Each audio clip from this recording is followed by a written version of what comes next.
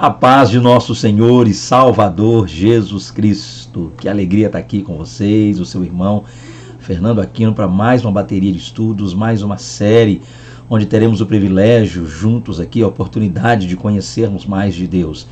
E neste vídeo a gente vai tratar também mais um pouco aí da nossa série ligada à EBD, tá? Estamos trabalhando nesse trimestre com a revista da editora Central Gospel, a LPD, número 68, que traz o título A Epístola aos Hebreus. Vamos falar um pouquinho sobre a carta aos Hebreus aí, ok? E eu já quero aproveitar o início já desse vídeo para, de forma especial, agradecer a todos vocês, amigos, irmãos. A gente tem sido muito abençoado, minha casa e eu, minha família e eu, pelo feedback de vocês, o retorno de vocês, as mensagens que temos aqui recebido de todos vocês, o carinho de vocês tem nos dado força para continuar aqui com esta obra que eu quero crer que está abençoando pessoas, tá? Então peço que você que desejar se inscreva aqui nesse canal, ok? Você também que gostar desse material, né? Você que, caso aí, sinta-se abençoado pelo que está acontecendo aqui, pelo que está sendo feito através desses vídeos, também peço que você dê um like aí, a fim de que a plataforma aqui entenda que este é um bom conteúdo e possa indicar a mais pessoas, a fim de que a gente possa alcançar um número maior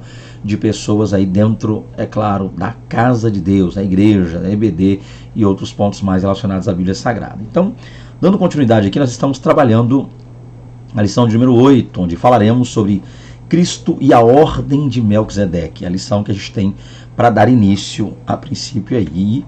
Veremos que o texto bíblico básico dessa lição está na Epístola aos Hebreus, capítulo 7, dos versos 1 ao 3, versos 11, 12, 23 ao 27. Também veremos que o nosso texto áureo está em Hebreus 7, 22, que diz: de tanto melhor conserto, Jesus foi feito fiador. Meu Deus, que palavra maravilhosa e abençoada. A palavra introdutória vai dizer-nos aqui, e eu vou ler alguns pontos, tá? Não lerei tudo para tentar fazer com que esse vídeo não se estenda demais aí. Então eu vou começar do segundo parágrafo, que diz: Jesus é maior que os sumos sacerdotes veterotestamentários e fiador de um testamento superior. Os sumos sacerdotes seguiam a ordem de Arão, e era impossível para Jesus pertencer a essa ordem, porque em sua humanidade ele descendia de Judá, não de Arão. Deus então estabeleceu outro sacerdócio, posterior a Melquisedeque, uma figura misteriosa que aparece como um sacerdote do Deus Altíssimo em Gênesis 14, verso 18. Recebe o dízimo de Abraão, né, e depois desaparece no Salmo 110, verso 4. Abraão representa a revelação especial de Deus, enquanto Melquisedeque representa a revelação geral de Deus à humanidade. Então tá aí, gente. O assunto a gente já está adiantando aqui um pouco do que vai ser dito, que vai ser estudado, entendido, compreendido nesse vídeo. Falaremos sobre aí Cristo e a ordem de Melquisedeque, tentando entender um pouco mais o que o autor nos quer falar no capítulo 7. Lembremos-nos, para início de conversa, que nós estamos numa sequência onde acabamos de deixar, de certa forma, o capítulo 6 e, é claro, adentramos agora no capítulo 7. Mas é essencial que a gente adentre no capítulo 7 conhecendo, compreendendo e respeitando essa sequência. Porque no capítulo 6, e para você que não assistiu ainda, a gente sempre disponibiliza aqui neste canal uma playlist na qual você tem acesso aos vídeos anteriores, e lá você vai poder compreender um pouco mais, entender e ver um pouco mais da lição anterior. E a gente percebe na lição passada, que foi a lição 7, que o autor aos Hebreus está exortando, a uma grande exortação junto aos irmãos, ou melhor dizendo, os cristãos de origem judaica que estavam debandando, né, na fé, abandonando o cristianismo, abandonando Cristo. E é interessante que dentro dessa exortação, o autor aos Hebreus chega a dizer-lhes que ele tem coisas mais excelentes, coisas ainda maiores a dizer para eles. O desejo dele era esse. Porém, ele não conseguiria ou não estaria podendo dizer, estaria sendo impedido de dizer, porque o comportamento desses irmãos era um comportamento muito imaturo. Ele chega a usar exemplos, né, ligados à infância, ao crescimento. Ele usa o exemplo do leite, o exemplo do alimento mais sólido, ou seja, o leite geralmente se alimenta uma criança que ainda não conhece a vida, ainda não tem todos os seus órgãos, por assim dizer, já em uma formação plena, estão em formação ainda, toda essa questão da alçada, todo esse processo, né? Então, o ponto claro é entender o seguinte, para ser mais exato. O que está acontecendo no capítulo 6 é que nós vemos uma imaturidade muito grande. E o autor aos Hebreus quer revelar algumas coisas para eles. O autor aos Hebreus quer trazer um conteúdo a mais. Mas esses irmãos estavam presos ainda aos antigos, aos velhos rudimentos iniciais do cristianismo.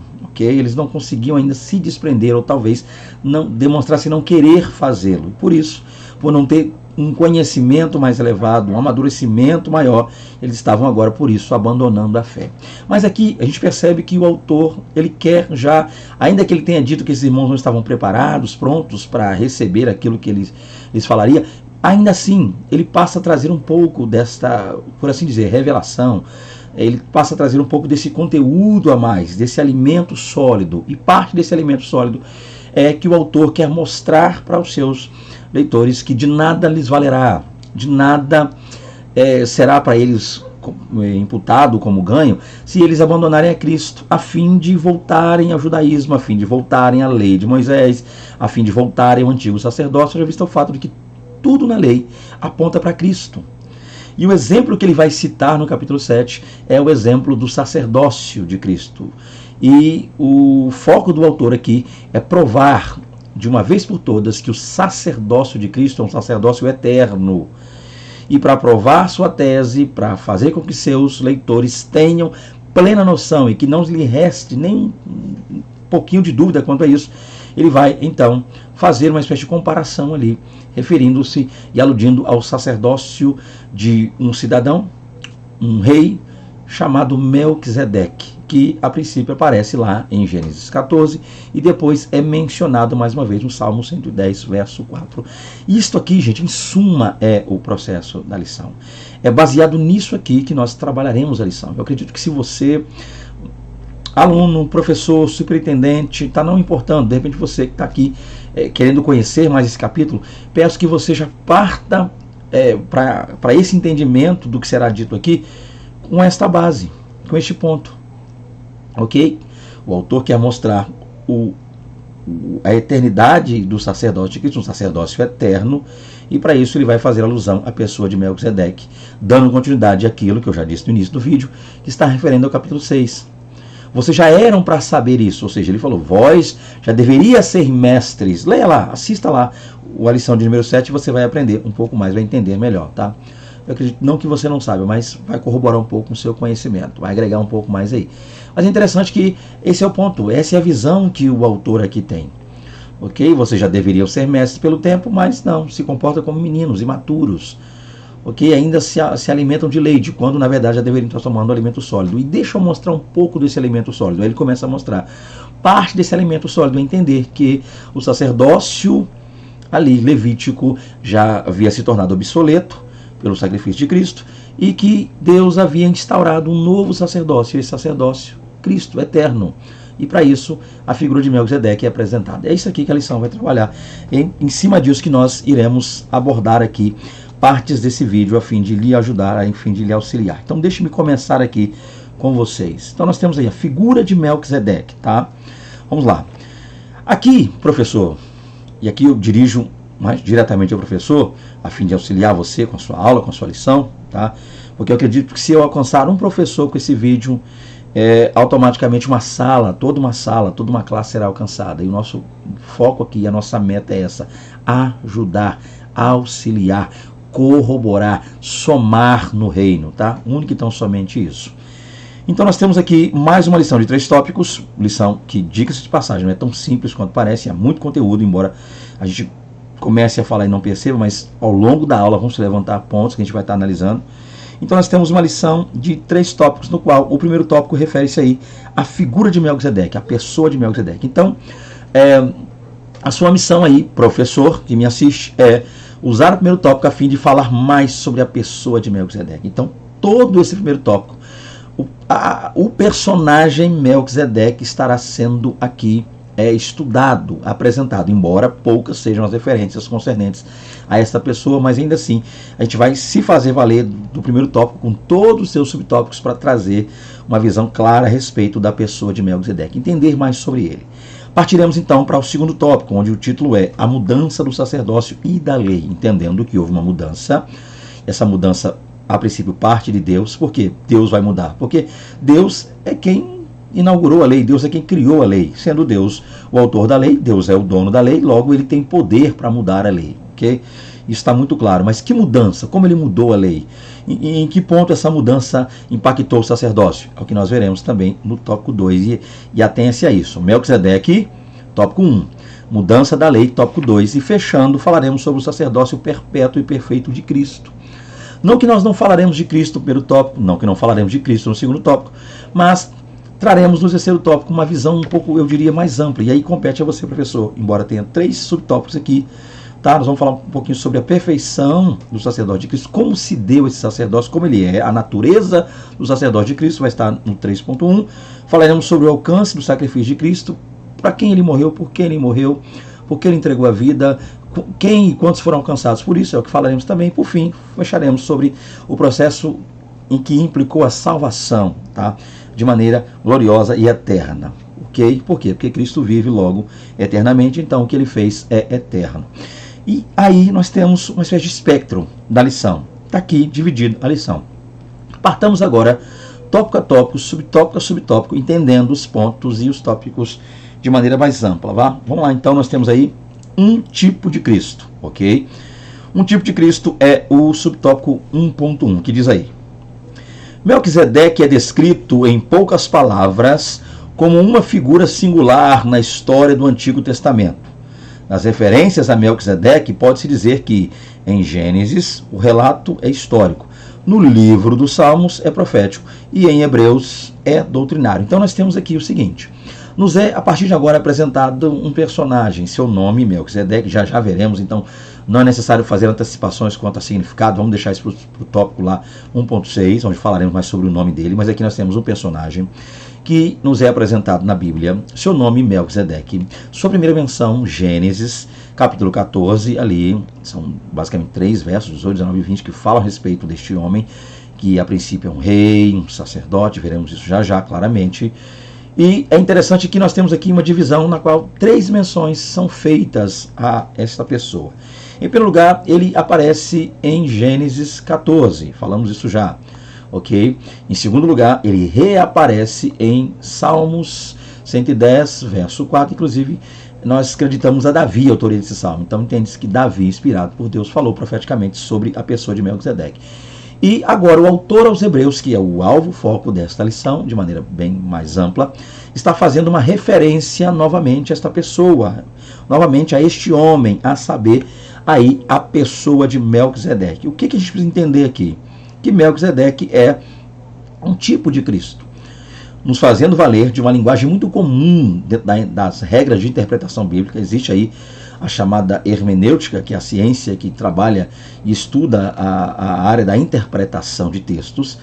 Hermenêutica bíblica, já diz, interpretação dos textos bíblicos, e há metodologias para isso. E dentro das metodologias, chamada exegese, que é o exercício da interpretação, nós temos ali uma linha chamada tipo e antítipo, ou seja, na qual o tipo é aquele que representa, o antítipo é aquele que está sendo representado. Nesse caso aqui, o Melquisedeque é um tipo, logo ele representa alguém.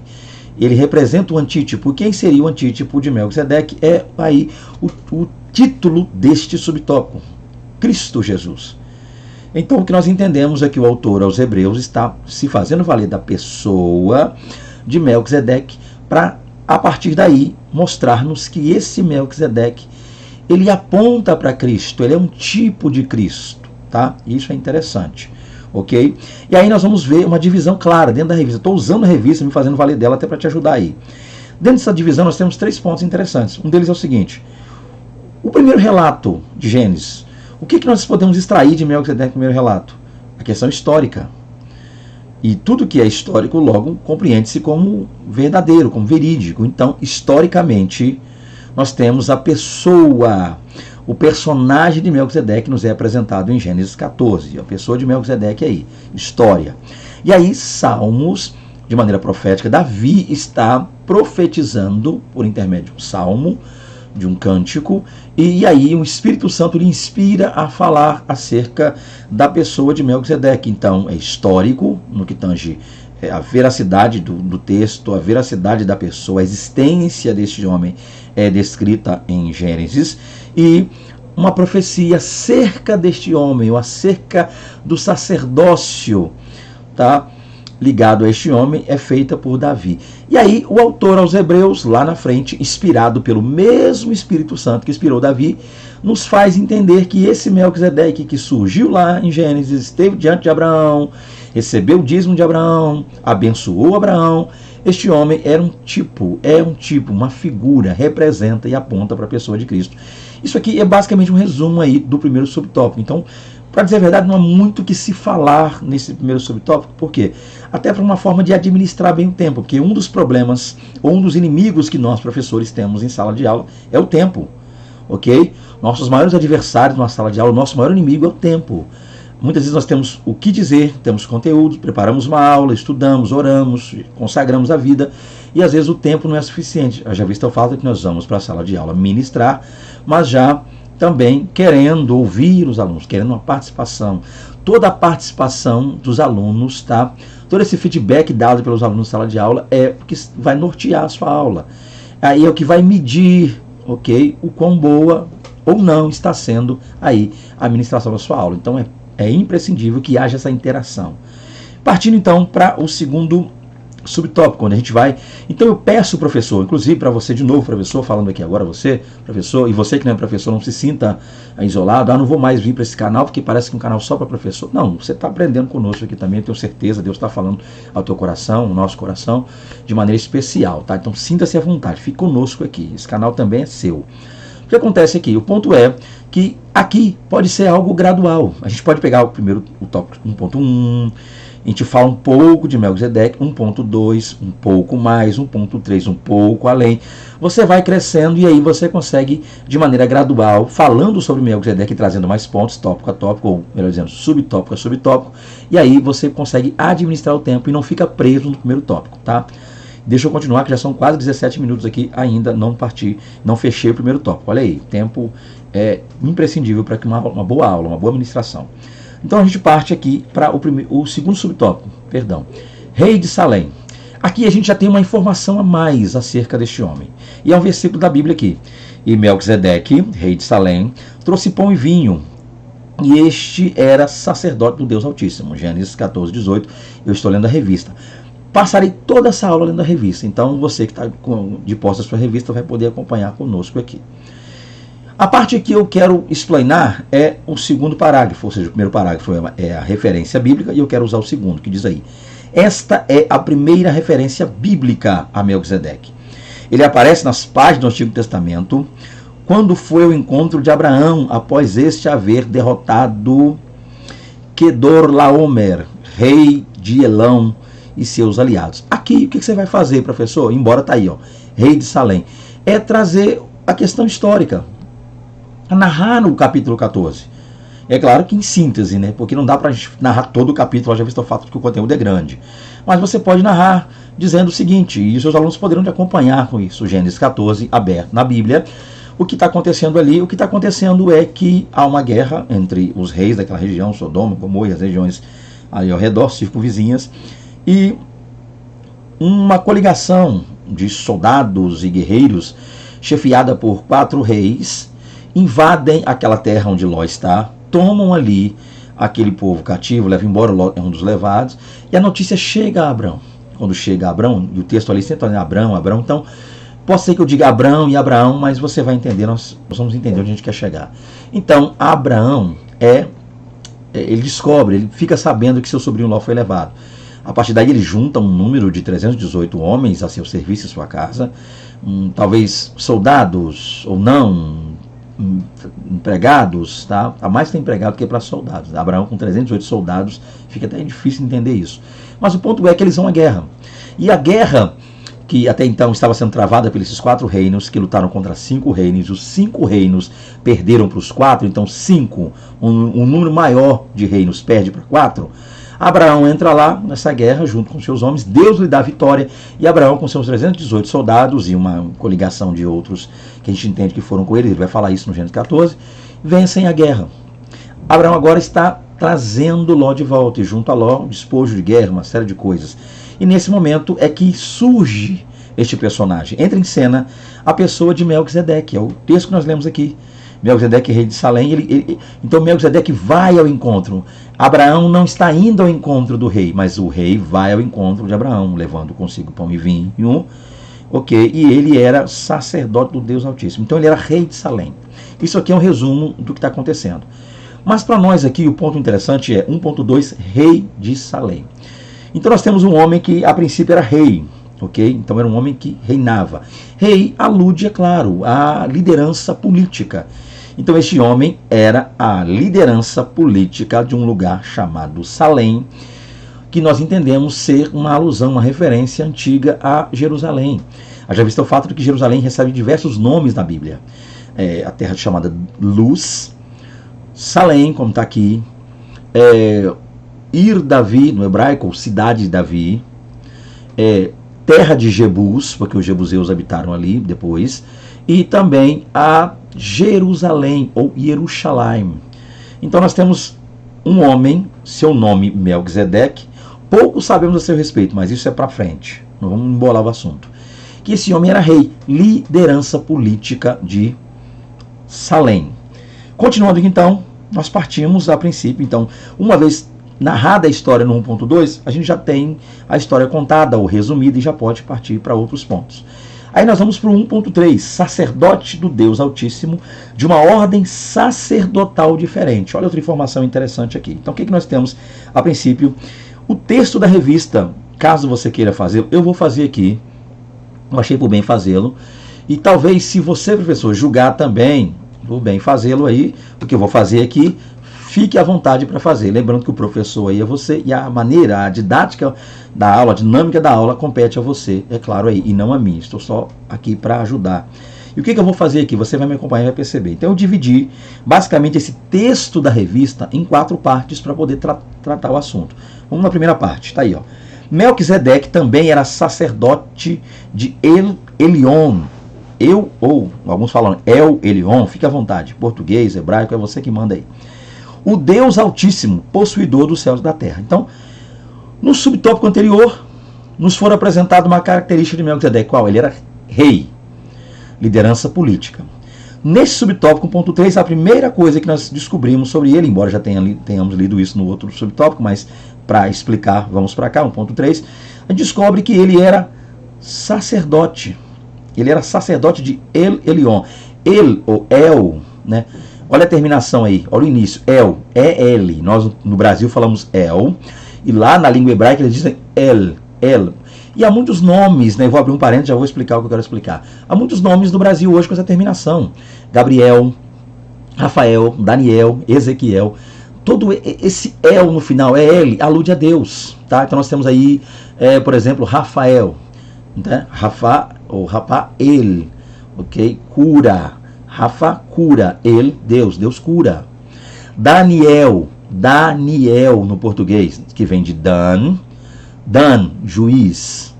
E, Dani, então o I aqui é meu. Dan, juiz. E, meu, Dani, meu juiz. E termina com El, ou seja, El, do hebraico. Então, Daniel, Deus é meu juiz.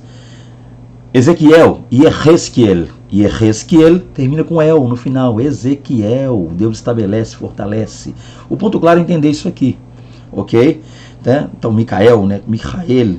O ponto claro é entender o seguinte, entendermos que ele era sumo sacerdote de El, ou El, Elion, ou Elion, do hebraico, tá? O Deus Altíssimo, elevado acima de tudo. Então, vamos lá. Esse homem que era rei, também era sacerdote. Como é que é isso? Um rei que é sacerdote, um sacerdote que é rei, gente, talvez a gente tenha veja isso com uma certa estranheza. Por quê? Porque nós, portadores da Bíblia Sagrada, lemos a Bíblia e não vemos dentro de Israel algo parecido com isso. Não há um rei que seja sacerdote, ou um sacerdote que seja rei dentro de Israel.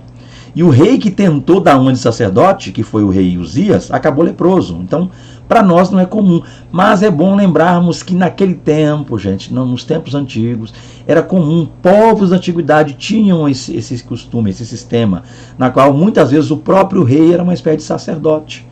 Quando o rei não era sacerdote, propriamente dito, ele era uma espécie de chefe, um representante dos deuses. Quando, no mundo pagão, né, muitas vezes o próprio rei se considerava um deus, mas ainda assim, em situações, né, na qual os povos antigos ali, a Síria e outros povos, né, tinham esse costume já, em que o rei, além de ser a liderança política, rei, ele era também a liderança religiosa, ele era uma espécie de chefe dos sacerdotes, um pontífice ou um sumo sacerdote.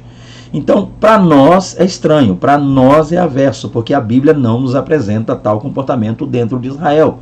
Mas para os povos da antiguidade era algo muito comum, algo muito simples e corriqueiro naquele tempo, tá? Então, nós temos um homem que tinha duas lideranças dentro da sua nação, dentro da região que ele estava, que é a região de Salém, ou Salém. O que ele fazia lá? Ele era o líder político, rei, e ele era o líder religioso, sacerdote. Primeiro ponto é esse. Segundo ponto, que eu dividi em 4. Aí nós temos aqui, ó, a função de rei e sacerdote conferiam a ele grande dignidade perante os que o conheciam, tá? Então, olha aí, mais uma vez mostrando que ele tinha essa dupla função, ok? Não é que ele virou rei, depois sacerdote, ou sacerdote volta e meia, não. E ele era duplamente, essa função era dupla, ao mesmo tempo rei, ao mesmo tempo sacerdote. Terceiro, Melquisedeque não pertencia à linhagem sacerdotal arônica, proveniente da tribo de Levi. Gente, está muito claro isso aqui. Por mais óbvio que seja isso, a gente precisa entender que o fato de Melquisedeque não pertencer à linhagem sacerdotal de Arão, que é proveniente de Levi, está muito simples, porque está atrelado ao tempo. Isso é uma questão cronológica, ok? Por que ele não pertencia? Porque nem existia Arão não tinha nem nascido. Melquisedeque se encontra com Abraão, que vai ser o pai da nação de Israel. Então Melquisedeque não era por quê? Porque ele é anterior. E é esse o ponto-chave, tá? Talvez você se pergunte quando lê isso, mas por que o autor na revista, que o comentarista colocou isso? O negócio está tão óbvio, não faz nem sentido colocar isso. Mas cuidado para você, em sala de aula, não ficar falando, olha, ele era de outro, ele não era de Arão, ele não era... Lógico que ele não era. E é isso que a revista quer mostrar claramente, porque o foco é esse aqui. Ele não era, porque ele antecede, ele é muito antes. Ele jamais, Melquisedeque jamais poderia pertencer à linhagem sacerdotal arônica, por quê? Porque Arão nem sonhava em nascer quando Melquisedeque se encontrou com Abraão, muito menos Levi, né? Muito menos Levi, aí piorou. E essa é a terceira parte. Quarto e fecho.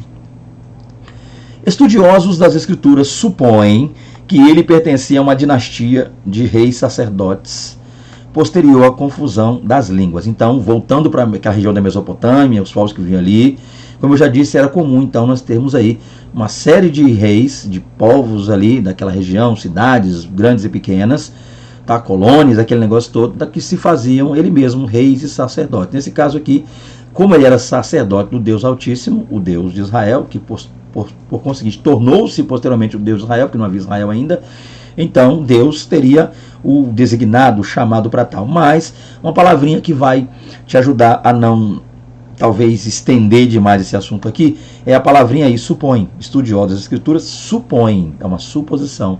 E sendo uma suposição, talvez não nos seja muito interessante gastarmos tanto tempo de uma aula preciosa como essa, o conteúdo tão abençoado como esse. O nosso foco aqui é Jesus e não Melquisedeque, porque Melquisedeque representa, aponta para Jesus e não o contrário.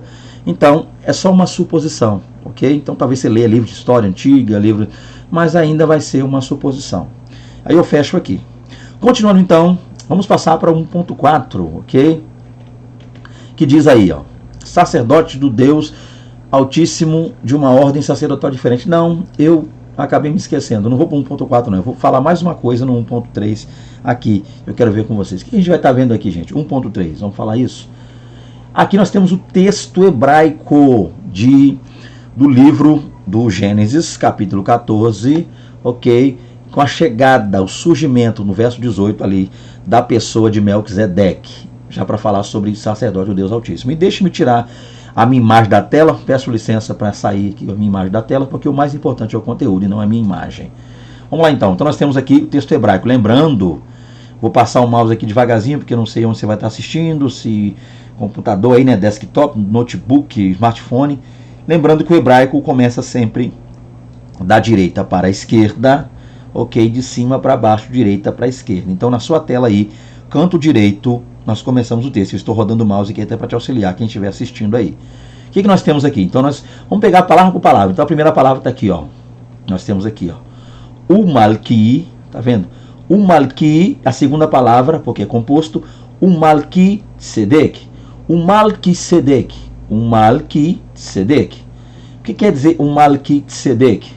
Tá? O Malki Tzedek. Fala aí. O aqui é E. Melquisedeque é o nome dele, Melquisedeque. E Melquisedeque, o Melquisedeque. Meler, tá vendo? Meler, o Melquisedeque. Meler, o que quer dizer Meler? É a palavra rei, aí no hebraico, rei. O Melquisedeque, Meler, Shalem. Shalem, Shalem já diz, né? Salem. E a outra palavrinha que nós temos aqui, no hebraico também, continuando, é a palavra Hotzi. Hotzi. Hotzi quer dizer o quê? Trouxe. E a próxima palavra está aqui em verde, no canto da tela, é a palavra Lechem. Lechem é uma palavra muito comum, alude a comida. Que comida é essa? Que alimento é esse? Pão. Trouxe pão. Lechem. E além do pão, ele trouxe o quê? Vayain. Vayain. Vayain é a expressão e vinho, porque Yain é vinho e Vayain é e vinho. Vayain é vinho. E mais o que? Verru. Verru é e era ele. Verru, e ele era, e era ele. Verru. E por fim nós temos o que ele era? A palavra Kohen. Kohen é a palavra hebraica para sacerdote. Kohen. Sacerdote de quem? Aí nós temos Leel. Leel, que quer dizer do Deus, lembrando que ele é Deus, Leel, do Deus, e que Deus, Leel, Elion, a última palavra, Altíssimo. Então nós temos aqui o texto hebraico de Gênesis 14, 18, ok? Na qual vou falar devagar para que você possa acompanhar comigo. O Melquisedeque, ou seja, em Melquisedeque, Meler, rei. Deixa eu ler só o hebraico e depois o português. O Melquisedeque, Meler Shalem, Hotzi, Lechem, Vayain, Verru Kohen, Leel, Elohim. Ou, desculpa, Elion. O Melquisedeque, Meler Shalem, Hotzi, Lechem, Vayain, Verru Kohen, Leel, Elion. Então tá aí, ó. E Melquisedeque, rei de Salém, trouxe pão e vinho para quem? Para ele. Ele quem? Abraão. E ele era aí, quem? O sacerdote do Deus Altíssimo. Gente, algo interessante que me chama a atenção. Deixa eu voltar com a minha imagem aqui. Tá claro aí. Ok? Só mais uma vez, fecho, prometo. O Melquisedeque. O Melquisedeque. Meler Shalem, Hotzi, Lechem, Vayain, Verru Kohen, Leel, Elion. O que nós temos aqui inicialmente? O fato interessante de que o Melquisedeque vem ter com Abraão e ele traz pão e vinho. Gente, embora o autor aos Hebreus não pare para falar muito sobre isso aqui, mas dentro da simbologia, olha aí, pão e vinho. Ele está trazendo para Abraão o quê? Para Abraão e para os seus moços que estão ali, que lutaram com Abraão, a todos que venceram aquela guerra, se esforçaram muito. Ele traz pão e vinho. E o nosso foco nessa aula é mostrar que ele, Melquisedeque, é um tipo de Cristo. Ele aponta para Cristo. E se tem uma coisa que é interessante, olha aí, ou em outro ponto, mais uma coisa que Melquisedeque aponta para Cristo. O que Cristo serviu, por assim dizer, lá fora a refeição, que é o Seder Pessa, né, que é a refeição da Páscoa, mas qual foram os dois elementos usados por Cristo na ceia? Pão e vinho.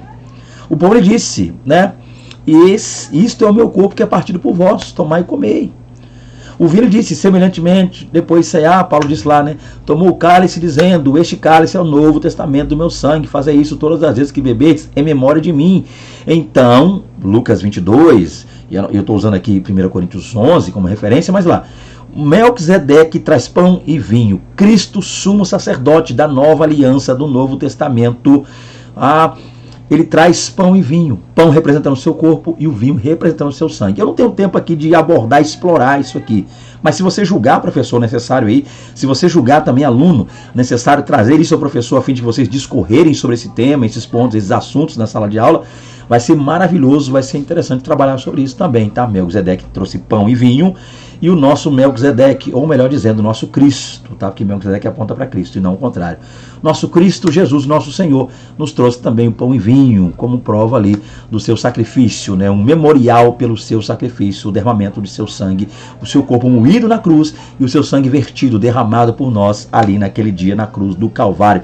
Olha que bênção, olha que coisa interessante, olha que ponto importante a ser abordado também dentro desta lição. Deixa eu continuar então, vamos lá, agora sim, 1.4, recebeu dízimos de Abraão. Leamos então o texto, vamos lá. Eu não vou ler tudo não, mais uma vez, gente, para ganhar mais tempo. Eu vou lá para o finalzinho do texto. Você está com a revista toda aí, se pintar dúvida, sinta-se à vontade para me enviar um zap, para a gente conversar, eu posso te ajudar aí dentro das minhas limitações, mas eu quero ganhar tempo, tá? Então aqui, ó, vou pegar lá o finalzinho.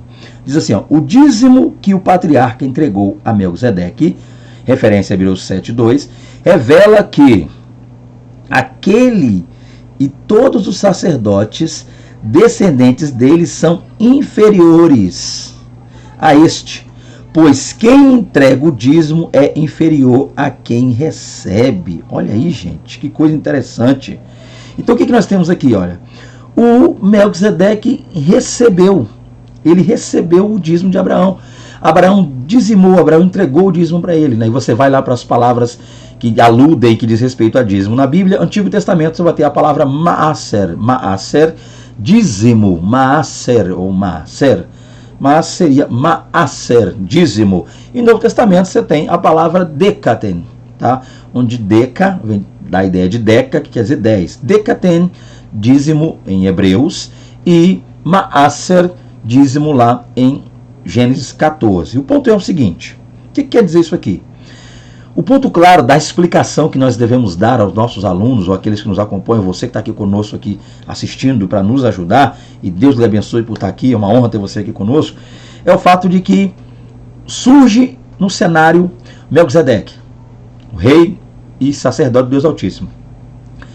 Abraão dá dízimo a ele. Gente, o que teria levado Abraão a dar o dízimo? Em primeiro lugar, o reconhecimento de quem era Melquisedeque. Melquisedeque, muitas vezes a gente pensa e erra, às vezes, na hora de interpretar e entender textos bíblicos, a gente acha que, embora o texto não traga muitas nuances, muitas explicações, mas ainda assim, existem coisas que a gente pode inferir de maneira calma, tranquila, sem atrapalhar ou quebrar nada no texto, baseado no que a gente vê. Não dá para a gente entender que o Melquisedeque chegou, Abraão está indo, o Melquisedeque chega, eles nem conversam direito, Abraão já puxa logo o dízimo e já dá, Melquisedeque já está lá, ou melhor dizendo, Melquisedeque já chega abençoando, eles certamente houve uma conversa. Abraão não conhecia Melquisedeque, Melquisedeque precisou se apresentar a Abraão, e nesse apresentar-se, certamente, tá? Não estou aqui, isso que eu vou dizer aqui é uma opinião minha, você não é obrigado a concordar, mas certamente Melquisedeque falou, o que o texto não nos diz, certamente Melquisedeque falou algumas coisas acerca de si para Abraão. E Abraão certamente percebeu, viu, nas palavras de Melquisedeque, que aquele Deus que Melquisedeque estava ali representando como um sacerdote, é o mesmo Deus que chamou Abraão. Então Abraão entendeu isso. Capítulo 14, ao encontro entre ambos. Mas Abraão, só de encontrar o rei já validando o dízimo, não, ele precisa saber quem é o rei, ele precisa entender quem é o rei, ele precisa identificar, ou se identificar com o Deus desse rei. E isso aconteceu, Abraão se identificou com o Deus do rei. Entendemos então que Abraão percebeu, descobriu, compreendeu que o mesmo Deus que lhe chamara, no capítulo 12, Abraão, sai da tua terra, tua parentela, a casa de seu pai, vai para a terra que eu te mostrar, ou seja, né, E disse: fartei uma grande nação, abençoar-te-ei, engrandecerei o seu nome, tu serás uma bênção, quem te abençoar está abençoado, quem te amaldiçoar está amaldiçoado, quem te Abraão será bendito de todas as famílias da terra. Ou seja, esse Deus chamou Abraão. Abraão percebe, ao conversar, quero crer eu, com o Melquisedeque, que é o mesmo Deus, trata-se do mesmo Deus, e isso faz, é claro, dá a Abraão mais segurança para que Abraão venha a dizimar, a entregar o dízimo ali para ele. Mas qual é a implicação disso para Hebreus, que é o nosso foco?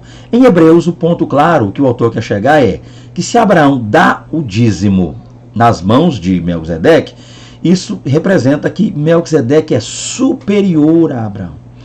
Se não seria o contrário, Melquisedeque é quem daria o dízimo a Abraão, mas Abraão entrega, é Abraão quem dá, é Abraão quem coloca, é Abraão quem põe seu dízimo nas mãos de Melquisedeque. Lembrando, gente, não posso me esquecer disso aqui, que o termo dízimo está aí, Maser, tá? Em Gênesis Decaten, lá no grego, no Novo Testamento, mas lembremos que o dízimo aqui que Abraão entregou não é o dízimo da sua renda, sua fazenda, das primícias de seu gado, não. O dízimo que Abraão entregou aí, não há diferença, tá? Eu já vou dizendo, tem diferença? Não. Mas só para poder corroborar com o texto, o dízimo que Abraão entregou aí foi o despojo de guerra. Abraão deu o dízimo das coisas que ele e os homens que com ele estavam pegaram como despojo de guerra. Venceram os inimigos foram mortos, vencidos, subjugados, houve uma matança, até o texto diz matança, Hebreus fala sobre isso, matança. Nessa matança, o que sobrou disso, ouro, prata e muitos utensílios, vestes, coisas que os soldados inimigos traziam, Abraão e os homens que com ele estavam pegaram isso e trouxeram. Então, o dízimo entregue por Abraão não foi o dízimo de sua primícia, sua fazenda, seu gado, suas ovelhas, sua casa, não. Foi o dízimo daquilo que ele tirou como despojo de guerra. Vai mudar alguma coisa no texto? Vai mudar algo em relação ao dízimo? Não. Só para que você, muitas vezes, não ensine em sala de aula que Abraão deu o dízimo de tudo quanto tinha. Tudo quanto tinha em mãos lá. Tá? Embora o hebraico traga também tudo, mas tudo que estava de posse dele. Abraão está longe de casa naquela hora. Então tudo que está de posse dele, despojo de guerra, ele entrega como dízimo. Esse é o ponto. Mas aqui, professor, de tudo que eu falei, para não te atrapalhar, 1.4. Só para mostrar que se Abraão dá o dízimo a Melquisedeque, entendemos que Melquisedeque é superior. O próprio Abraão entende uma superioridade de Melquisedeque em relação ao próprio Abraão. Por isso é que ele dá o dízimo, ele entrega o dízimo. E é isso que o autor quer tratar, quer falar de maneira mais ampla aqui, tá? Aí no 1.4. Outra coisa interessante, vamos lá. Eu queria ver com vocês também, gente, agora em português, não vou trazer o hebraico aqui para não tomar tempo, Gênesis 14, 18 a 21, e fazer uma análise sobre isso aqui. Eu quero fazer uma análise com vocês sobre essa entrega desse dízimo, esse encontro, a princípio, de Abraão com o Melquisedeque, ou de Melquisedeque com Abraão, como você quiser falar. Então nós temos o verso de número 18, que diz assim: e Melquisedeque, já usei esse verso umas 3 vezes, então tá tranquilo. E Melquisedeque, rei de Salém, trouxe pão e vinho, e era este sacerdote do Deus Altíssimo. A minha ênfase aqui não vai ser no fato de Melquisedeque, seu nome que eu já falei, não será no rei de Salém, porque trouxemos isso aqui no 1.1, não será no fato dele ser sacerdote, porque também trouxemos isso aqui lá no 1.3, mas o meu foco aqui é uma palavrinha só, trouxe, que o hebraico também traz essa palavra para trouxe. Lembra que eu usei essa palavra para trouxe lá, a respeito de aí, que é a palavra hotzi no hebraico, hotzi, ele trouxe, hotzi, trouxe. O que é interessante, gente? Perceba que no encontro de ambos, não é nem Abraão que está trazendo algo para o Melquisedeque. Durante o encontro deles, Abraão não está trazendo algo para Melquisedeque, mas o que está acontecendo aqui durante esse encontro é um Melquisedeque trazendo algo para Abraão. Isso é interessante. Abraão vai à guerra com seus homens, vence a guerra, e no caminho, no meio da guerra, o Melquisedeque está trazendo. Gente, um sacerdote que está trazendo, isso é maravilhoso. Um sacerdote, um rei e sacerdote que está trazendo algo, ele traz. Isso é interessante. Ele não veio buscar ou pedir ou cobrar alguma coisa de Abraão, ele veio trazer. Trouxe o quê? Pão e vinho, bênção, provisão. O pão ali para alimentar os famintos, os soldados cansados da guerra, o vinho para dar a eles força, vigor. Até quem sabe alguém machucado, o vinho também era usado uma questão medicinal, né, terapêutica, até para curar, embora o texto não diga isso, mas eu estou fazendo uma inferência. Mas o mais interessante, gente, o Melquisedeque não veio buscar, o Melquisedeque não veio pegar, o Melquisedeque veio trazer. Por que isso é importante? Vamos continuar o texto que a gente vai entender. Então o Melquisedeque veio trazer, ele trouxe. Primeira referência que eu quero usar. Segundo, E abençoou e disse: bendito seja Abrão pelo Deus Altíssimo, o possuidor dos céus e da terra. Então tá aí, ó. E abençoou. Então o Melquisedeque vem encontrar com Abraão no meio do caminho. Abraão, que está cansado, uma idade avançada, né? Quase 85 anos já de idade, já está beirando 85 anos, já está bem idoso, bem debilitado, fraco de uma guerra terrível que traçou com inimigos. E o sumo sacerdote, ou o sacerdote Melquisedeque, encontra com ele, lhe traz algo. Isso que é maravilhoso, pão e vinho ele trouxe. E aí, além de trazer, ele abençoa. Melquisedeque traz e Melquisedeque abençoa. Lembrando que nosso título aqui é Receber o dízimo de Abraão. Você vai entender onde eu quero chegar já já. Trouxe e abençoou. Então, o Melquisedeque traz, o Melquisedeque abençoa. Guarda isso aqui, ó. Ele traz e ele abençoa. E aí nós temos mais um texto, que é onde a gente quer chegar. E bendito seja o Deus Altíssimo, que entregou os teus inimigos nas tuas mãos. Então, o que ele diz é: Abraão, essa guerra que você venceu, é lógico que 5 reis não puderam vencer, e você com seus homens venceu, por quê? Não partiu de você, não é na sua força, não é na sua garra. Foi Deus que lhe deu a vitória. Então, o que Melquisedeque está dizendo é: Deus lhe garantiu a vitória. O Deus Altíssimo lhe deu a vitória. Elion, o Deus a quem eu sirvo, da quem eu sou sacerdote, e você também o serve, porque por ele certamente foi chamado. Esse Deus lhe entregou os inimigos das tuas mãos. É o que acontece. Resultado de tudo isso. E Abraão deu-lhe o dízimo de tudo. Abraão dá o dízimo. Gente, vou pegar a ordem para entender isso aqui de maneira mais clara e mais ampla. Olha a ordem aí. Melquisedeque vem e traz pão e vinho. Encontra com Abraão. Ele traz, ele está chegando trazendo. Assim que ele encontra Abraão, a primeira coisa que ele faz é o quê? Verso de número 19. Ele já chega abençoando Abraão. Ele derrama a bênção sobre Abraão. E a bênção é um fruto de Deus, é algo de Deus para Abraão. Melquisedeque deixa claro que não é ele, Melquisedeque está com sua palavra, seu poder, ou palavra profética, ou qualquer coisa que seja, um dom, não. Ele deixa claro. É como que diz: Deus me chamou, Deus me trouxe aqui para te abençoar. É isso que Melquisedeque quer dizer. E aí ele abençoa. E quando ele abençoa, o que Abraão faz? Abraão dá o dízimo. Isso é interessante. Por quê? No final do verso de número 20, nós temos uma resposta maravilhosa. Abraão não deu o dízimo para ser abençoado. Não. Abraão deu o dízimo porque já era abençoado. A bênção vem no verso 19 e o dízimo vai no verso 20. Não foi o contrário. Porque não foi Abraão que dizimou no verso 19, aí por causa de ter dizimado, por ser um camarada abençoado, mão aberta, depois recebeu a bênção.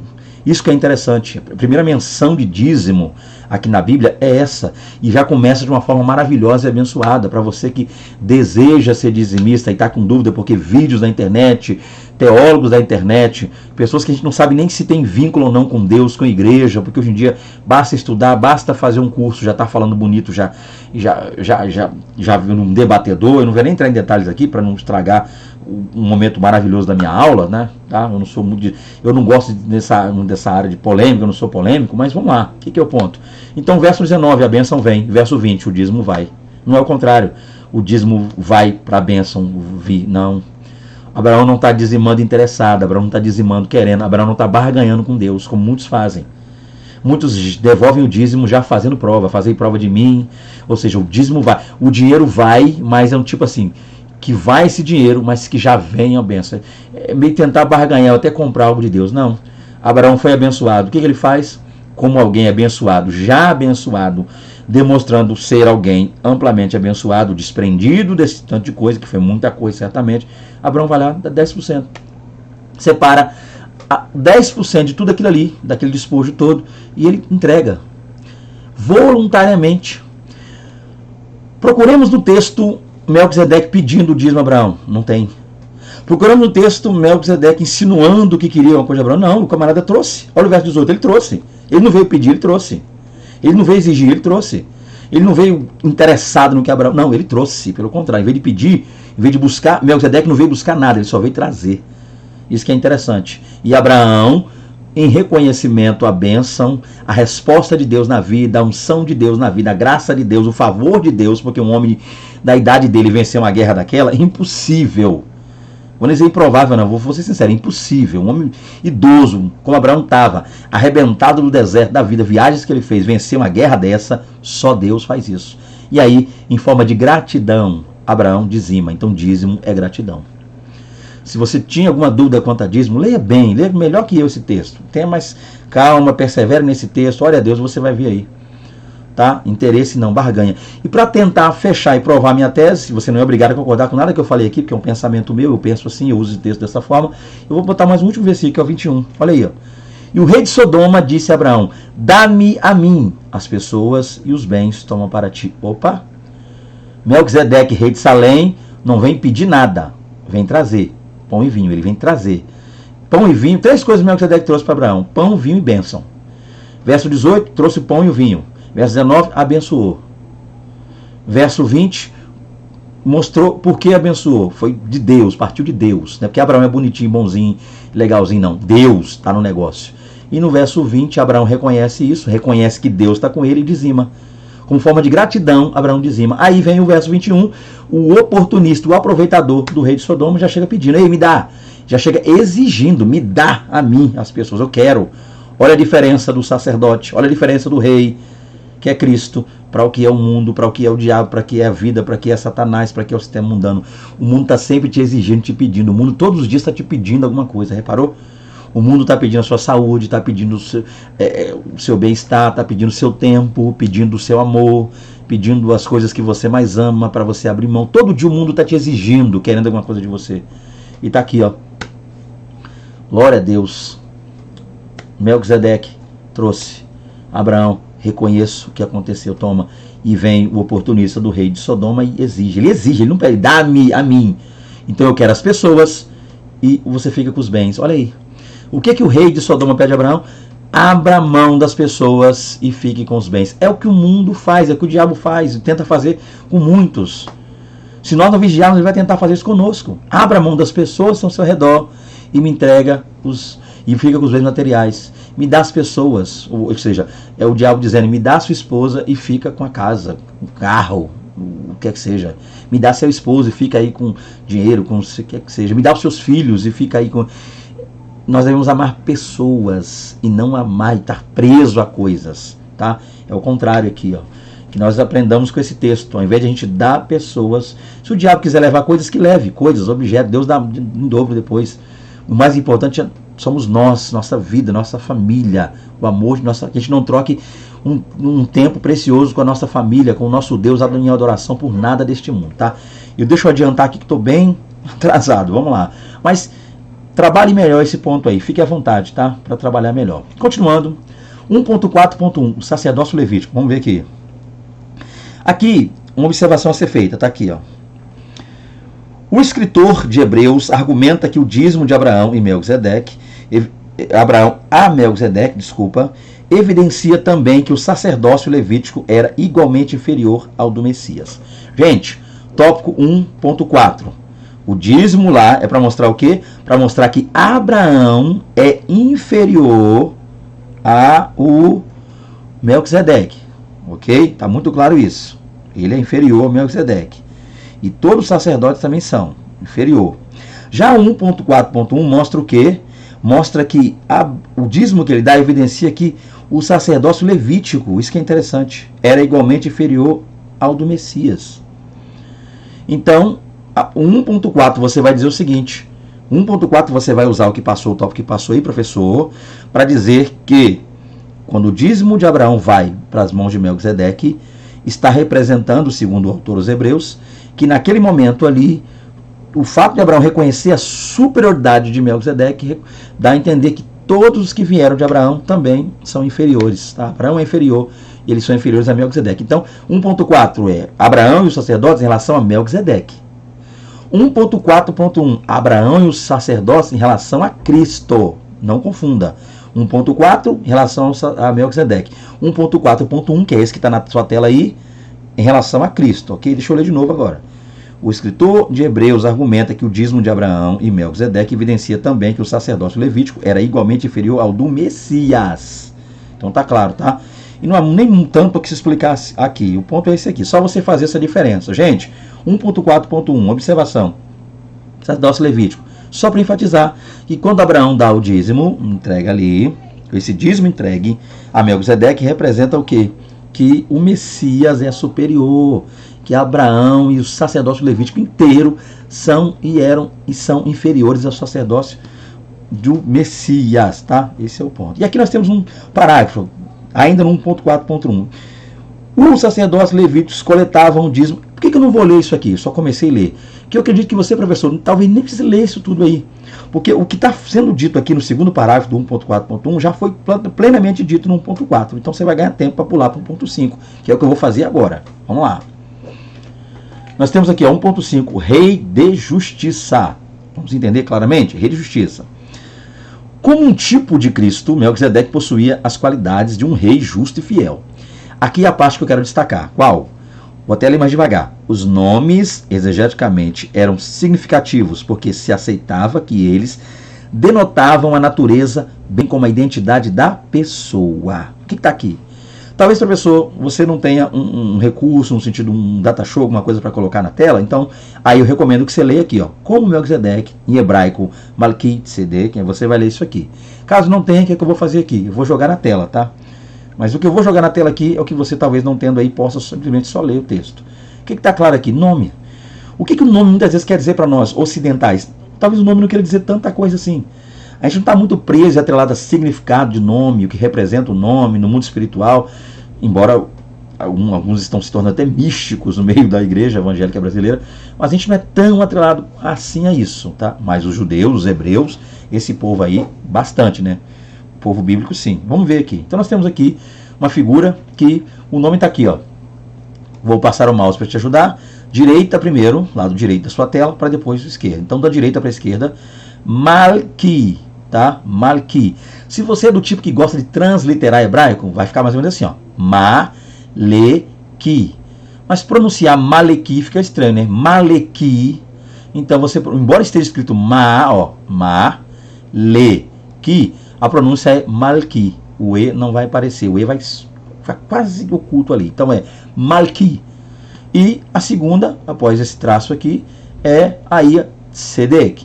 Tzedek. Tzedek. Malki, Tzedek. Malki, Tzedek. Isso nos mostra que o nome de Melquisedeque é um nome composto. Então é um nome composto aí por duas palavras. A primeira palavra é a palavra Malki e a segunda Tzedek. O que quer dizer isso? Para te ajudar na tela, já está o significado na revista. Então nós temos aqui Malki. O que quer dizer Malki? Malki quer dizer rei. Tá? Primeira palavra aí, Malki, rei.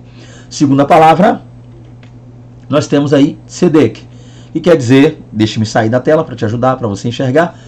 Tzedek quer dizer justiça. Então, Malki Tzedek. Mais uma vez devagar. Malki Tzedek. Malki Tzedek. Que é mudo. Dek. Que quer dizer Malki, rei, Tzedek, justiça. Traduzindo os dois juntos, nós teríamos algo parecido como rei de justiça ou rei justo. Tá? Seria aí uma tradução interessante. Ambas são válidas e podem ser utilizadas. Rei de justiça, Malki Tzedek, ou rei justo, Malki Tzedek, tá? Onde Malki é rei e Tzedek, justiça. Tá? Vamos lá. Então nós temos esse ponto claro para entender aqui, onde você pode aplicar isso. Gente, mais uma alusão clara à pessoa de Cristo. Rei justo. A base de tudo que Cristo fez é a justiça e a santidade de Deus. Isso é interessante. Um sacerdote que é justo e fiel. Isso é maravilhoso. Um rei, Cristo como rei, e também justo. Isso é interessante, tá? Um Cristo rei e sacerdote ao mesmo tempo, e justo. E aí você tem o significado e pode aplicar aí como achar melhor na sua aula. Continuando, vamos lá. Nós temos 1.6, sem genealogia. Eu não lerei tudo para ganhar tempo. Sem genealogia é uma alusão aí ao verso 3, né? Deixa eu ler a revista. Na revista, gente, eu acredito que eu precise ler sim. Vamos lá. A genealogia era um fator indispensável no sistema sacerdotal judaico. No entanto, a narrativa bíblica é silenciosa no que concerne a identidade de Melquisedeque. Eu vou parar por aqui. Nós sabemos o seguinte, gente, genealogia é algo muito importante para o sacerdócio. Partindo do princípio que o sacerdócio era dividido em 4 troncos, ou seja, a tribo de Levi, 4 troncos. Araonitas, Gersonitas, Meraritas e Coatitas. Pensamos o seguinte, enquanto o povo estava no deserto, Deus instituiu o sacerdócio, no livro de Números, está até tranquilo, por assim dizer. Entram na terra, ainda está tranquilo, por assim dizer. Davi, o rei Davi, trabalha ali de forma a organizar melhor o sacerdócio, mexe aqui, mexe ali, põe turnos, está tranquilo. Mas tente imaginar comigo, eles são levados para o cativeiro. Tá? O norte até que não convém, porque o sacerdócio era no sul. O norte foi em 722, Salmanasser V, cerca ali, e depois Sargão. Tá, norte. Não vamos entrar em detalhes, 722 a.C. Mas aí vem o sul, que é levado em 605, 597 e 586, por Nabucodonosor, filho de Nabopolassar. Temos um problema, eles são levados, as tribos são levadas. Levi é praticamente quase que inteira levada para lá, cativa. Pouca parte, poucas pessoas ficam. Quando eles voltam do cativeiro, o que você tem que fazer agora? Tem que fazer, procurar entender o seguinte, vem cá, voltamos do cativeiro. Quem é Coate? Quem é Merari? Quem é Gerson? Quem é Arão? Tinha que se contar. Então, como descobrir quem é quem? Genealogia. Genealogia é importantíssimo para definir o sacerdócio. Porque nós encontramos o sacerdócio no Novo Testamento. Quando Cristo vem, no Novo Testamento, inaugura ali a nova aliança, nós temos o sacerdócio presente. Sacerdote, sumo sacerdote, existe o sacerdócio. Inclusive o pai de João Batista é sacerdote, Zacarias. Mas como é que a gente vai saber quem é, quem não é? Genealogia, para descobrir, você é de Arão, você é de Merari, você é de Coate, você é de Gerson. E nesse caso aqui, que é o nosso estudo, teria que ser Arão, aronitas, os que fariam, exerceriam e ofereceriam sacrifício. Então, tinha que buscar onde para descobrir quem era sacerdote mesmo, do tronco de Arão? Genealogia. Então, olha a importância da genealogia, é importante. Só que aí nós temos o seguinte, vamos lá, deixa eu ler o pedacinho final. Como Gênesis não apresenta pormenores de sua origem, destino ou sacerdócio, Melquisedeque passou a ser considerado um tipo de Cristo, o Messias vindouro. Nós temos o Melquisedeque aí. Olha o que diz o verso 3. Peço que, se você puder, ler também. Olha o verso 3 do capítulo 7. Sem pai, sem mãe, sem genealogia, não tendo princípio de dias, nem fim de vida, mas sendo feito semelhante ao Filho de Deus, permanece sacerdote para sempre. Gente, peraí, vamos lá, calma aí. O Melquisedeque não tinha pai, não tinha mãe, não tinha genealogia? É claro que tinha. Mas o nosso ponto claro aqui é entender que a Bíblia não nos apresenta, sendo ele o rei de uma terra histórica. Que terra é essa que ele era rei? Ele era rei da terra de Salém. Então é ponto histórico, lembrando lá do subtópico ponto 1. Gênesis, história. Salmos 110, ali Davi falando, profético. Hebreus, doutrinário.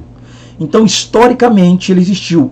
Esse personagem Melquisedeque, não pregue ou não ensine ele aí na sua aula como se fosse um fantasma que surgiu do nada. Apareceu e sumiu do nada. Não, gente.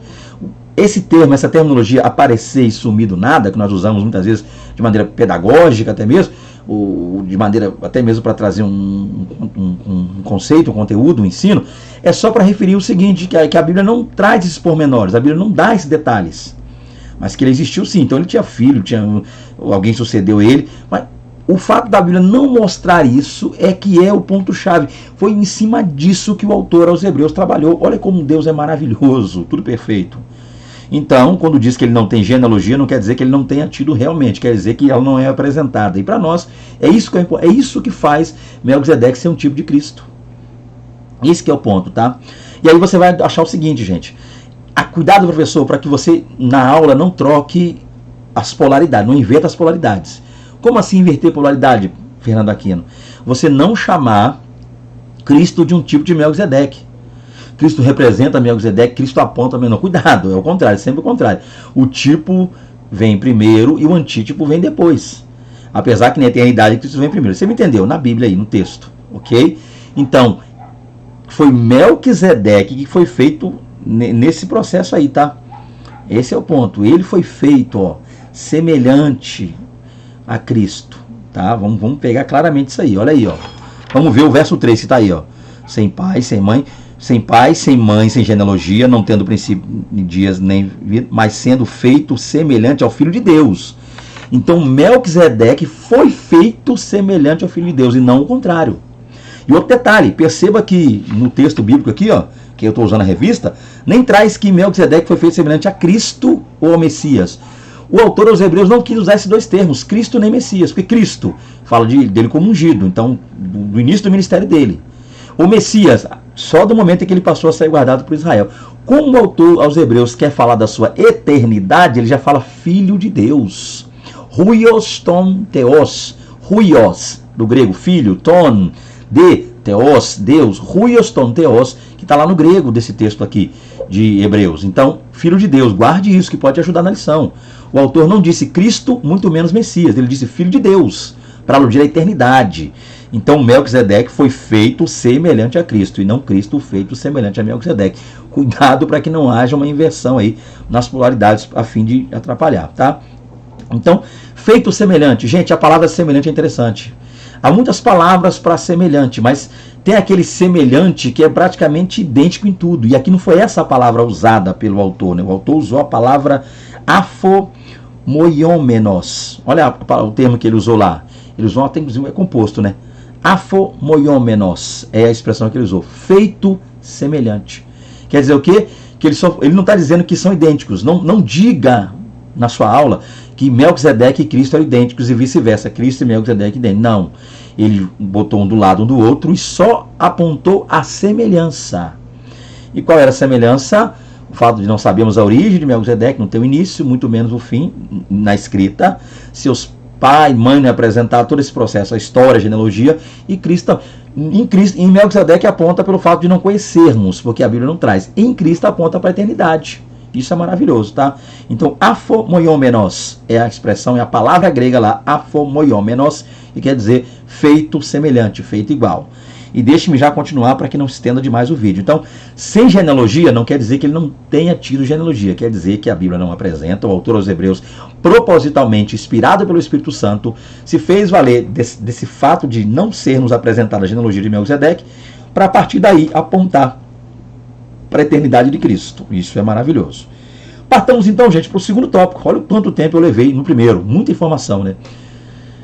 A mudança do sacerdócio e da lei. A partir daqui o assunto muda. Muda mesmo, tá? Em mudança. O tópico segundo, professor, aí, que me acompanha, você que me assiste, serve para que nós possamos esquecer um pouco da pessoa e dos dados pessoais em relação a Melquisedeque. Então a gente encosta um pouco esse assunto, estaciona um pouco esse assunto, para com ele um pouco e já parte para um novo assunto. Qual é o novo assunto? Atrelado a esse mais novo, o fato de que houve uma mudança. Houve uma mudança no sacerdócio e também na lei, tá? Vamos falar sobre isso aqui, eu vou explicar claramente, vamos lá. Então o que nós temos aqui? 2.1, o novo e perfeito sacerdócio. Então, deixe-me ler, revista. O sistema levítico era uma disposição especial, mediante o qual o ser humano imperfeito, guarde essa palavra, imperfeito, podia aproximar-se de Deus por meio de ofertas vicárias. Este não possuía em si o mesmo poder de aperfeiçoar os adoradores. A lei não tinha qualquer mandato para um alvo tão positivo. Então está aqui. O sistema do sacerdócio, esse sistema levítico, o sacerdócio na tribo de Levi, ele era especial por quê? O que ele tinha de especial, de bom? A mediação, a intermediação. É um sacerdócio na qual o homem poderia, através desse sacerdócio, ir a Deus. Tá? Então, a positividade disso aí é nesse sentido. O homem agora poderia ir a Deus através do sacerdócio. Para assim dizer, não diretamente, mas através do sacerdócio. Porém, esse ir a Deus era algo limitado. Esse acesso a Deus tinha limitações. A revista já traz claramente isso aqui para a gente. Qual que é o processo? É que ele não possuía em si mesmo o poder de aperfeiçoar os adoradores. Então eu ia a Deus com meus pecados, levava minha oferta perante o Senhor para aplacar a ira de Deus, mas em mim nem sempre ocorria mudança alguma. Tornou-se algo ritualístico. Eu só fazia, acabou quase que por fazer. Então eu colocaria como sendo o quê? Consciência e não mudança. É o título que eu dou aqui para esse subtópico 2.1. Por que eu chamo de consciência e não mudança? Porque no sacerdócio levítico eu sabia dos meus erros, eu tinha consciência.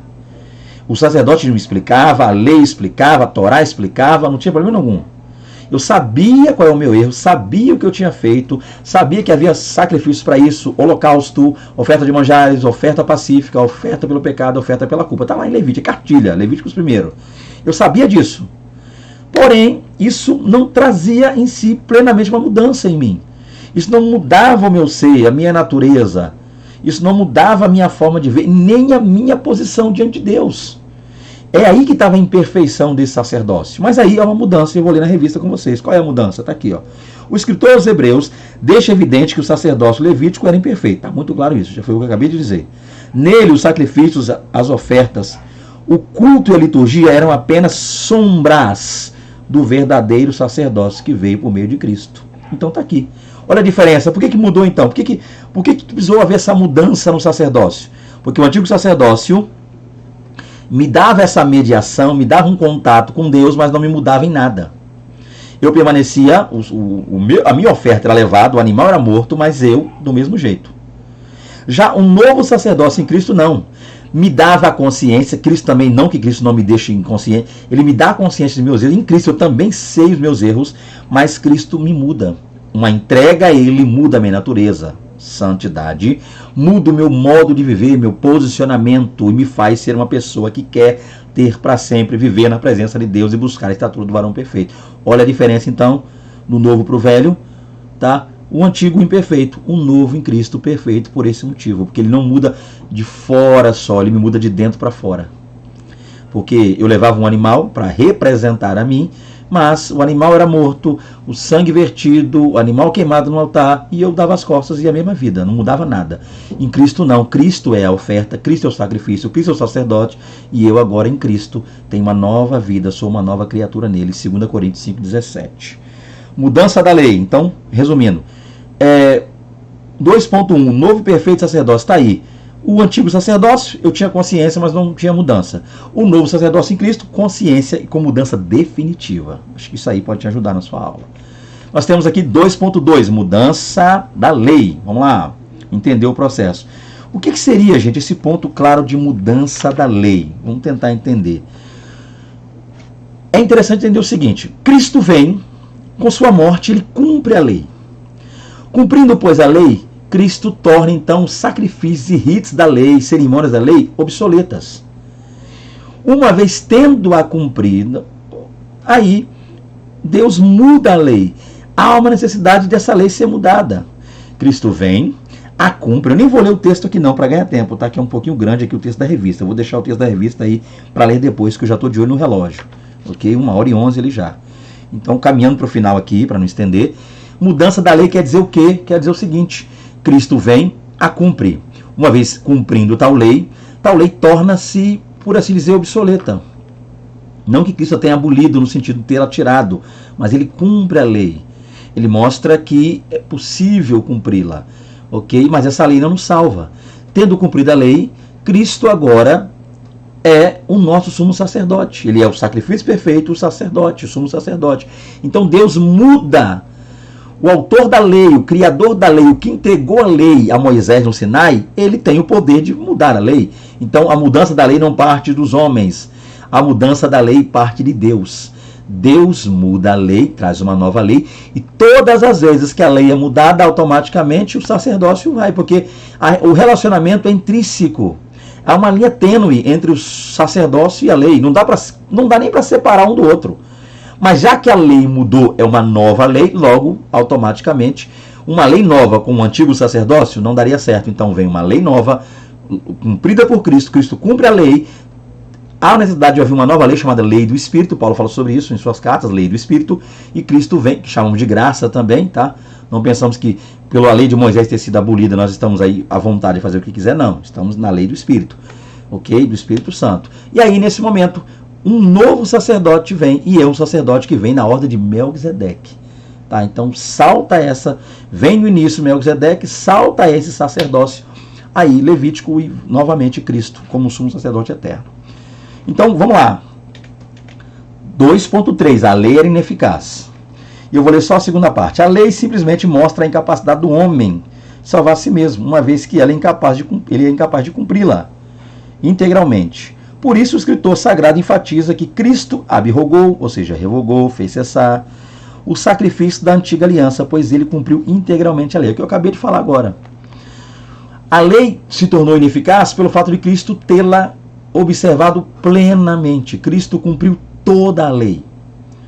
E Romanos, Paulo diz, o fim da lei é Cristo. Isso dá o que falar, né? Que a palavra fim é a palavra telos, do grego. Telos tanto alude a fim quanto término, não tem mais, cessa, quando alude a cumprimento. Então a palavra telos quer dizer fim, no sentido de acabar, e quer dizer cumprimento. Então Cristo ali cumpriu a lei, o fim, porque o fim da lei é Cristo. O ponto claro é esse. A lei se mostrou ineficaz, porque a lei nunca foi capaz de salvar ninguém. Ela foi eficaz no sentido de ter mostrado ao homem. A lei, para nós, serviu para mostrar-nos. Paulo chega a dizer, eu falei na lição passada, que ela serviu como aio. Conduzir, condutor, levar, mostrar. A lei me fez descobrir quem eu sou. A lei fez o homem entender que sem Deus ele não conseguiria nem viver. Tá? O homem estava em pecado, está em natureza pecaminosa. E nesse quesito Cristo a cumpre, cumprindo a lei se torna ineficaz. Porque ela não conseguiu cumprir. A lei, Cristo a cumpriu, mas a lei não cumpriu o propósito de salvar. Ela não pode salvar. A graça, a fé em Cristo é quem salva. E nesse sentido aí, a lei é ineficaz, tá? Então, Cristo a revogou, tá? Abrogou e cumpriu a lei cabalmente. Nós temos, então, terceiro tópico aí, o sacerdócio perpétuo e perfeito de Cristo. Aqui, professor, mudança de tópico, mudança de assunto? Não. Aqui a gente está entrando um pouco mais no assunto para compreendê-lo melhor. E deixe-me já adiantar, por causa do tempo que está um pouco estourado. A perfeição do sacerdócio de Cristo. Entendamos, eu não vou ler tudo, vou ler só uma parte aqui. O sacerdócio judaico era imperfeito, porque não podia fazer uma ponte entre o homem e Deus. A perfeição apontava para o tempo em que Jesus Cristo tornou possível um pleno e completo acesso a Deus. Então, quando é que a lei foi perfeita? Nunca. Mas quando é que o sacerdócio de Cristo foi e ainda é perfeito e sempre será? Porque essa proximidade entre Deus e o homem na lei era algo que, por assim dizer, acontecia no momento da oferta, no momento do sacrifício, mas o homem não estava totalmente, 100%, plenamente em Deus. Mas através do sacrifício de Cristo, que foi perfeito, sendo ele o sacrifício perfeito, sendo ele o sacerdote, o sumo sacerdote perfeito, ele pôde trazer uma aproximação plena entre o homem e Deus, uma comunhão maior entre o homem e Deus. O homem, agora, ainda com uma natureza pecaminosa, mas tem nesse sacerdote acesso ao Pai. Ele pode rogar ao Pai, ele pode interceder diante do Pai, ele pode falar com o Pai, ele pode adorar plenamente o Pai, ele pode ser uma oferta também, ele pode se entregar como sacrifício vivo, Romanos 12, ao Pai. Por isso, Cristo tem o sacerdócio perfeito, porque através do seu sacerdócio, ele nos deu um acesso que o antigo sacerdócio jamais nos deu. Havia uma limitação ainda, havia uma distância, havia um limite entre o homem e Deus. E Cristo, com seu sacrifício perfeito, o seu sacerdócio perfeito, ok, arrancou esse limite, dando ao homem acesso a Deus. Vamos lá. Aí nós temos aqui 3.2, o alcance do sacrifício de Cristo. Embora nosso sumo sacerdote tenha morrido e embora sua morte fizesse essencialmente parte do seu cargo sacerdotal, Cristo ainda pode ser descrito como sendo indissolúvel. A morte não poderia segurá-lo. Então o que é isso aqui? Resumindo, eu acho que eu nem vou falar muito não, porque eu estou terminando. Qual é o alcance do sacrifício de Cristo? Ele alcançou a todos quanto o querem, o aceitam e o compreendem o que ele fez. O alcance foi pleno, o alcance foi claro, o alcance foi total.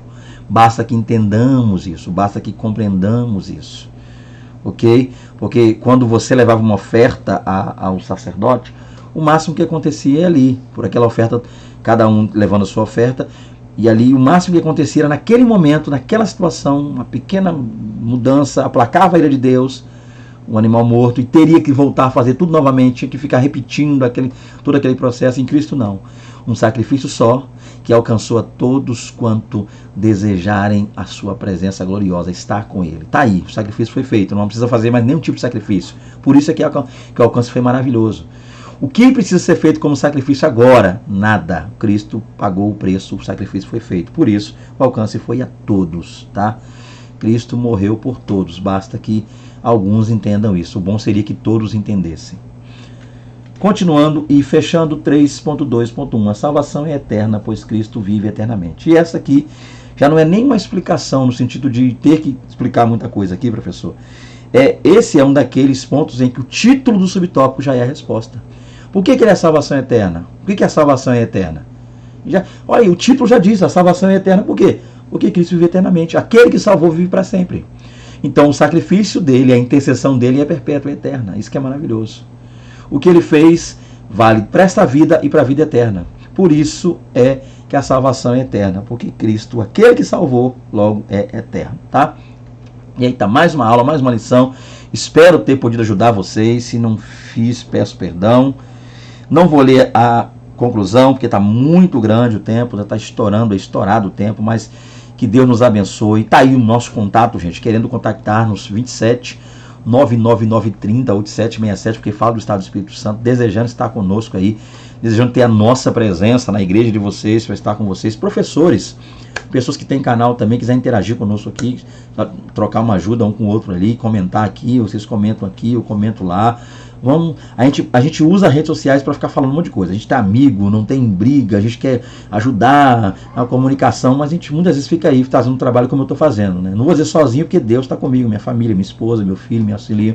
Mas eu até então nunca tive um contato aí com esse pessoal que faz esse trabalho cheio de material, cheio de gente, canal, uma série de coisas, exposição, igrejas enormes aí, e a gente está aqui marchando, lutando, mas em prol do reino, vale a pena o que a gente faz. Mas se alguém quiser entrar em contato conosco também, você que tem canal, você comenta aqui também essas lições, essa revista, eu vou gostar muito de poder te conhecer, tá? Vamos mostrar para os nossos inscritos aqui, para aquelas pessoas que assistem, que nós não estamos aqui degladiando para ver quem é o melhor professor, quem dá a melhor aula, né? Pelo contrário, estamos aqui para ajudar um ao outro.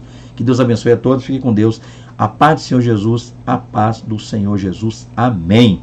Glória a Deus.